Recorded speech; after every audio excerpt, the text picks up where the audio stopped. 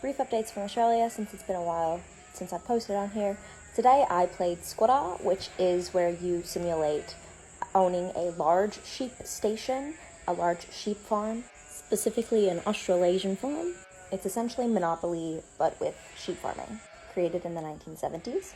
And in the same way that the original version of Monopoly was created to show how evil capitalism is and how no one can win under the iron fist, the invisible hand, so too does this game board simulation show you that it is hard work to be a farmer in Australia, made with a bit of support from the wool industry.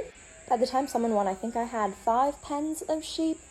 4 out of 5 of my pastures were irrigated, but a series of floods, drought, and disease really knocked out my savings to get my farm going. Compared to Monopoly, I definitely had a lot more fun playing Squatter.